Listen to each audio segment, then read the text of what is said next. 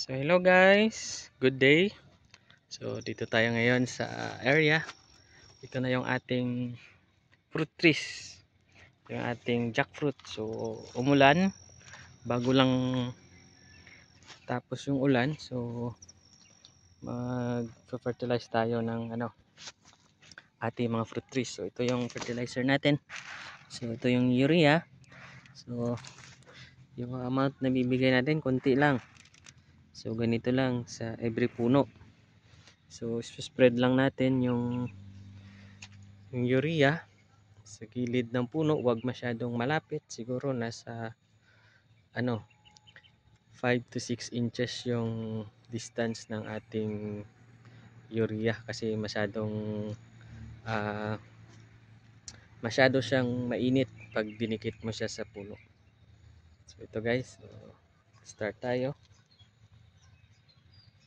So ito lang yung gawin natin. Ito lang siya. Yan. Ito lang kaliit. Okay na yan. Ito lang natin lalagay. So hayaan lang natin kasi maybe mamayang gabi uulan. So di-dissolve lang yan.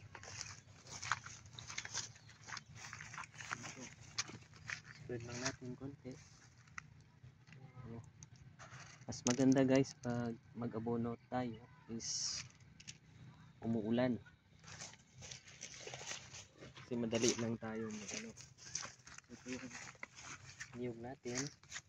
Lagyan lang natin dyan. Konti. Tapos tayo.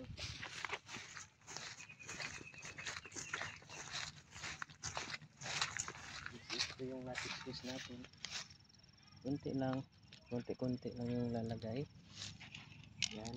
Okay na yan. Huwag masyadong malapit sa puno. Ito yung demo natin. Spread lang natin. Kita nyo basa pa yung lupa. Kaya maganda siya mag-abono.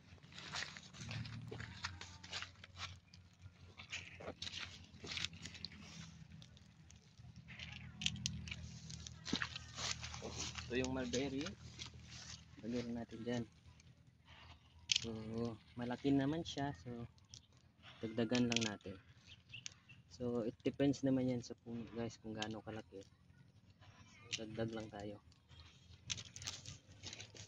Kung maliit yung puno, so tama lang yung ibigay natin ng abono.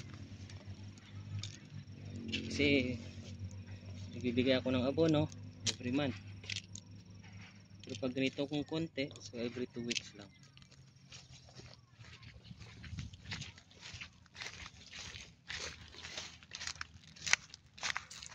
Ganun lang siya guys.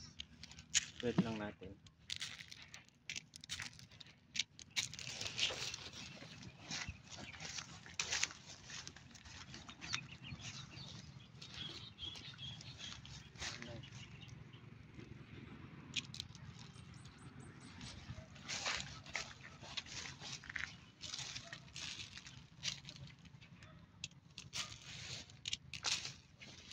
Yun.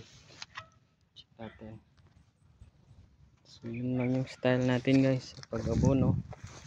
Ganyan lang natin. So kita natin ganyan lang kasi uulan mamaya, so okay lang na hindi natin takpan kasi madali naman yan matutunaw yung urea. So yun lang muna guys, salamat.